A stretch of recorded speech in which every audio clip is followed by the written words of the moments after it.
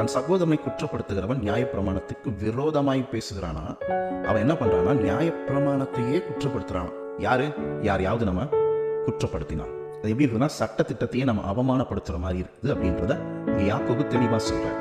அப்போ நீங்களும் நானும் பேசக்கூடிய காரியங்கள் என்ன? இப்போ நீ எங்க போவ, நரகத்துக்கு போவ அப்படின்னு சொல்றீங்க. அப்போ நீங்க எப்படிங்க சட்டத்தை சொல்ல முடியும்? பைபிளே சட்டம் தானே அப்படின்னு சொல்லுது. இயேசு கிறிஸ்து அந்த பிரமாணங்களை எல்லாம் நிறைவேற்றதானே வந்தார். அப்போ பிரமாணத்தை நாம சொல்லவும் கூடாதுன்ற, அதை மீறி நீ சொல்றானா தான் நீ தான் தேவனுக்கு ஒப்பா இருக்கிற, உன்னை நீ அந்த அளவுக்கு தூக்கி வச்சிருக்கிற, நீ தான் நியாயாதிபதியா, ஜட்ஜா அப்படின்னு சொல்லியும் இந்த வசனத்துல சொல்ற. அப்போ உண்மையாகவே இந்த பிரமாணம் என்றால் என்னன்றது உங்களுக்கு தெரிஞ்சா மட்டும்தான் நீங்க என்ன பண்ண முடியும், நீங்களும் விடுதலை அடைய முடியும். அதனாலதான் நம்ம எந்த காரியத்திலும் எங்கேயுமே என்ன பண்றது கிடையாது, பிரமாணத்தை சொல்றது கிடையாது.